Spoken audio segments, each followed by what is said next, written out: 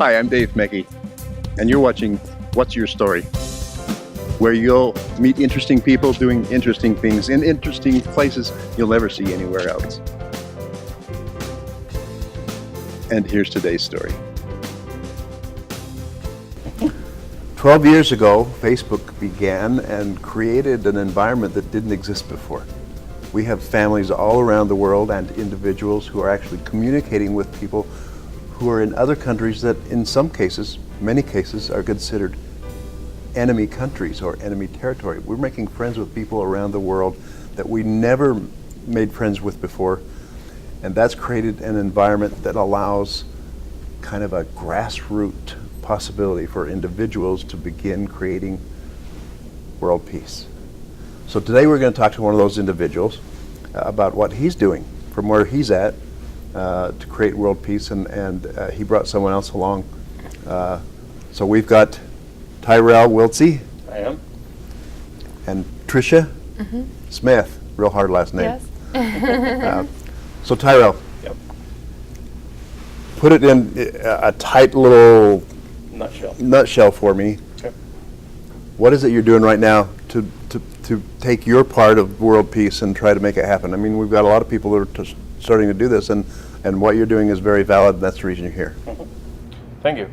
So I am a World Peace Coordinator, and that's a mantle I picked up, put on myself, and then people started asking, so world peace, how are you going to make that happen?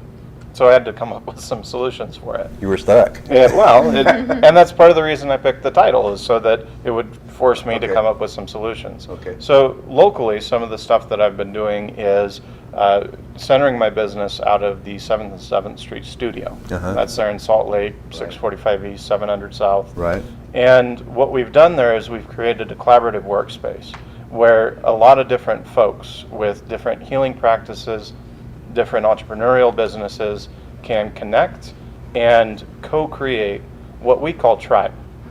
And this tribal energy is something that has been cultivated over the last couple of years as we have tools like Facebook, and we have other social networks, and we have just the internet in general, and being invented in the 90s, took separated pieces of the world and brought us all together. And when we all came together, we realized that a lot of the mass media was saying a lot of stuff that just wasn't true. They were being paid to, they were making stuff up, they were doing these other things.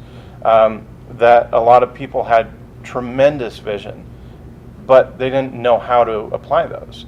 They say the richest place in the whole world are the graveyards, because that's where all the ideas are, right? So I've died 15 times. That's one of the things that I've got practice at. And I have no intention of dying again before I see world peace happen. So I'm doing that locally and coordinating people and resources locally through masterminds, through gatherings that we've got on Sundays, on when the full moon comes around.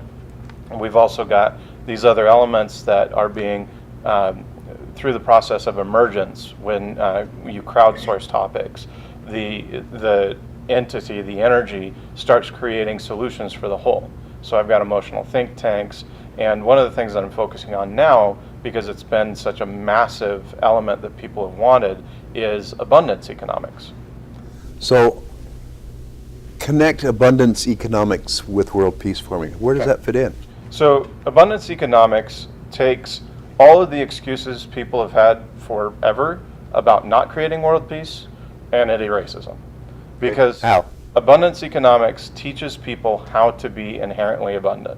Okay. It teaches them how to think abundantly, how to act abundantly, how to coordinate with other abundant resources within their communities, and then catalyze those resources and connections towards creating their dreams and visions. So that they aren't waiting until their deathbed and all their regret. They are actively living their lives and being the humans that they wanted to be. So abundance economics. Abundance economics. Yep. Is trying to help these people become more abundant in order to facilitate world peace in what way? So when people are in a space of abundance and they shift from a space of scarcity, they aren't looking at, oh, I only have so much, I can only do so much. Okay. They're moving into a space of, I could do a little bit more. I could do a little bit more over here. And this isn't the same as what a lot of people do when they're like, oh, I better give till it hurts. No, that's not an effective way of giving. It never has been. Okay. But when people come into a space and they say, I, within myself, am abundant, and so I don't need to hold on to these extra dollars. Okay. I don't need to hold on to these extra resources. I don't need to hold on to these other things. That's one element. But then there's another element, which is when you cultivate a consciousness of abundance and you're supported by people within a tribe that creates and connects that, then you're not just coming from a space of your own abundance. You're cultivating abundance within the people around you. You're creating a resonance where. So is this ships. group all world peace conscious then? Is that the concept? It's pretty prevalent. There's a lot of prevalence of world peace as a concept, because it's so far removed from where people are seeing now with the suicides in India, with the wars, with the bombings and these other stuff going on, and poverty. Poverty is ridiculous. There's absolutely no reason for it other than people are hoarding resources and taking other people out of the equation. Okay. Doesn't need to happen. So you want to change the world? Yep. Eric Clapton had a great song about that. Yeah, he's one of my favorites. So you're going to do your part to change the world. How's that going to affect the women who are committing suicide in India? Well, I've actually got one of my World Peace coordinators, one of my friends, and the Life Story Library is going to India to provide some of the tools that we've cultivated, that we've masterminded, to the people over there. Okay. And another aspect is a lot of the media is not covering that. And so we're bringing media components over there and filming and getting some of these stories of these individuals. Okay, Tricia, where do you fit into this? What's our little tunnel that we're beginning with to learn about you and what you're... Well, I met Tyrel about 2 months ago, and when he shared about the abundance economics, I was really fascinated with that. And I shared with him that I have a lot of training. I just don't know how, at the time I didn't know how to turn my training into actual dollars. And so a lot of resources without the results. And he's trained us in a gardening principle, which is taking something from the soil to the seeds to the growth of the plant to the fruit to the harvest. And so as I'm learning those skills, so that principle applies to a number of different things? That principle applies to our mind. Okay. So as we're planting seeds in our mind, having those resources, I have all these resources, now I can have them be actual results in my life.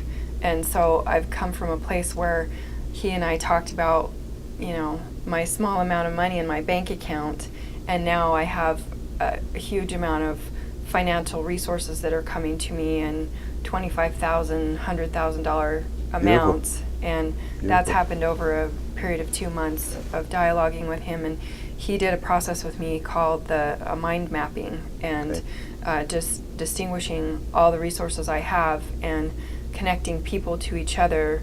I did, but I didn't take responsibility that I got in the middle of it and had a actual financial gain from that. So I've gotten that.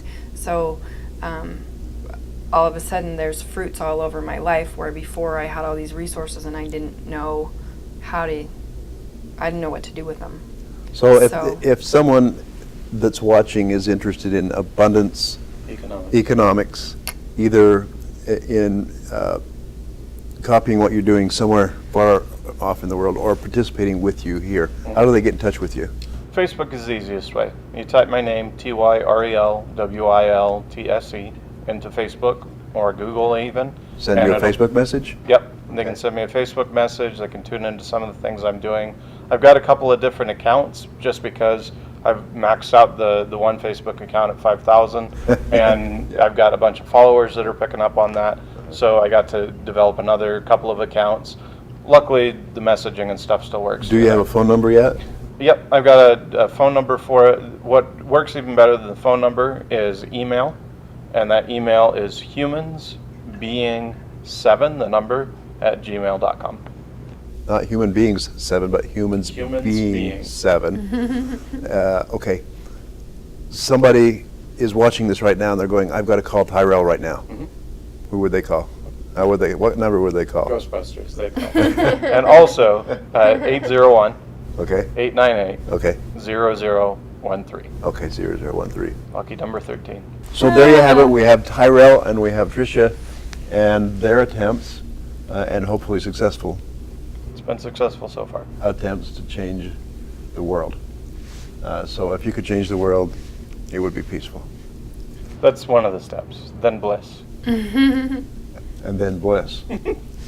Thanks, you guys.